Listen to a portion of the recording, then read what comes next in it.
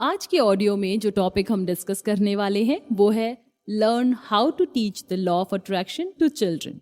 यहाँ ऑथर ने हमें बताया है कि किस तरह बच्चों को आसान तरीके से लॉ ऑफ अट्रैक्शन समझाया जा सकता है।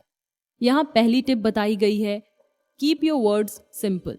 यहाँ ऑथर ने बताया है कि वाइब्रेशन वर्ड की जगह वाइब्स वर्ड का इस्तेमाल किया जाए। जब ऑथर को एक क्लासरूम में 10 साल के बच्चों के साथ बात करने के लिए बुलाया गया था, तब उन्होंने अपनी प्रेजेंटेशन की शुरुआत एक ऐसे वर्ड से की जिससे बच्चे रिलेट कर सकते हैं। ऑथर ने बच्चों से पूछा कि क्या वो उन्हें नेगेटिव वाइब्स के कुछ जवाब दे सकते हैं। बच्चों ने अपने हाथ उठाए और कुछ ऐसे एग्जाम्पल्स दिए। एक ने कहा, जब मेरी माँ कॉफी नहीं पीती हैं तब नेगेटिव वाइब्स होती है। दूसरे ने कहा, जब मेरे माता पिता घर में लड़ते हैं तब नेगेटिव वाइब्स महसूस होती हैं। तीसरे ने कहा कि जब वो स्कूल में बुली देखता है तब उसे नेगेटिव वाइब्स महसूस होती हैं। और चौथे ने कहा कि एक डरावनी बिल्डिंग में अंधेरे से उसे नेगेटिव वाइब्स महसूस होती हैं। ये बच्चे जानते थे कि नेगेटिव वाइब्स क्या होती हैं और उनका मानना यह था कि नेगेटिव वाइब्स का होना कुछ अच्छा महसूस नहीं करवाता।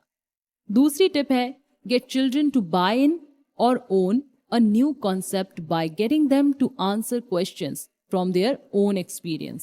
अब ऑथर ने ब्लैक बोर्ड पर लाइट के एक स्विच की तस्वीर का इस्तेमाल किया जिस पर उन्होंने बच्चों को ऑन और ऑफ का स्विच बताया। ऑन का मतलब है पॉजिटिव वाइब और ऑफ का मतलब है नेगेटिव वाइब। जब बच्चे ये मान गए कि पॉजिटिव वाइब होने पर ज्यादा अच्छा महसूस होता है, तब ऑथर ने उन सब से पूछा कि क्या वो सीखना चाहेंगे कि किस तरह नेगेटिव वाइब को पॉजिटिव वाइब में बदलना है। उन सभी ने एक्साइटेड होकर हाँ में जवाब दिया। ऑथर ने उन्हें कहा कि 3 वर्ड्स को अपनी कॉपी में लिखें और वो वर्ड्स थे डोंट, नॉट और नो। फिर ऑथर ने उन बच्चों को समझाया कि जब वह लोग इन वर्ड्स का इस्तेमाल करते हैं तब उन्हें नेगेटिव महसूस होता है। ऑथर ने उन सब से पूछा कि इन वर्ड्स का इस्तेमाल वो कब करते हैं। तब उन सब में से कुछ जवाब आए, don't be late, don't run in the halls, no bullying, don't play ball in house. इसके बाद ऑथर ने ब्लैक बोर्ड पर उन सब एग्जाम्पल्स की लिस्ट बनाई और सभी से कहा कि वो लोग मिलकर उसे जोर से पढ़ेंगे।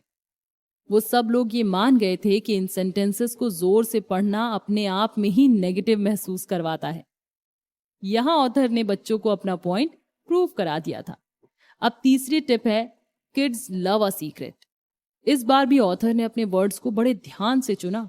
उन्होंने बच्चों को बताया कि वह उन्हें एक सीक्रेट तरीका बताएं जिससे वो सब स्विच को ऑफ से ऑन कर सकते हैं। ऑथर ने जानबूझकर सीक्रेट वर्ड का इस्तेमाल किया क्योंकि वो जानते थे कि बच्चे इससे बहुत ही एक्साइटेड महसूस करेंगे और इस बात को वो हमेशा याद रखना चाहेंगे।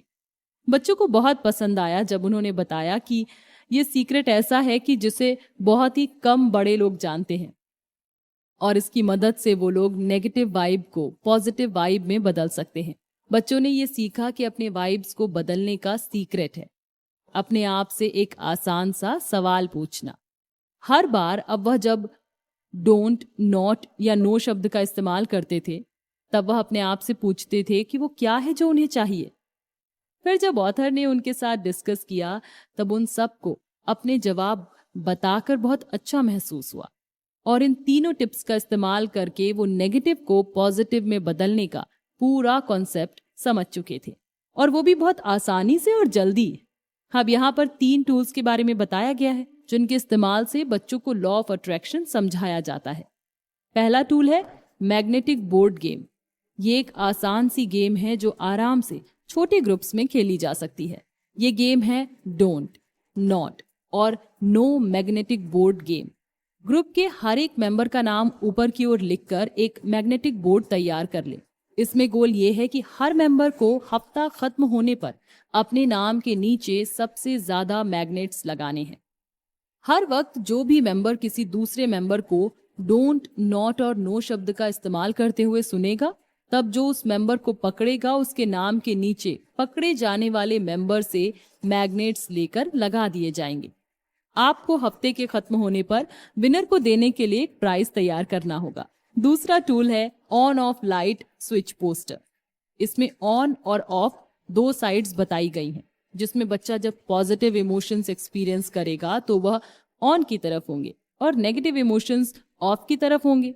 तीसरा टूल है द सीक्रेट क्वेश्चन रिमाइंडर। इस गेम का पर्पस है बच्चों को ये याद रखने में मदद करना कि जब वह डोंट, नॉट और नो का इस्तेमाल करते हैं तब उन्हें खुद से सवाल करना है। इसमें एक चौड़े रबर बैंड का इस्तेमाल करके बच्चे को उस पर लिखना है सीक्रेट। अब बच्चा इसे पहन के घूम सकता है, जो उसे याद दिलाएगा कि उसे पूछना है कि उसे क्या चाहिए। चौथा टूल है फैमिली और ग्रुप मीटिंग। इसमें ऑथर ने बड़े बच्चों के लिए बताया है कि उन्हें लॉ ऑफ अट्रैक्शन के बारे में सिखाने के लिए एक वीकली मीटिंग ऑर्गेनाइज की जा सकती है। इसमें यह ध्यान रहे कि हर एक को एक दूसरे की परमिशन होनी चाहिए, वो भी ये पूछने में कि वो चाहते क्या है। अब ऑडियो खत्म होने से पहले जान लेते हैं कि हमने क्या डिस्कस किया।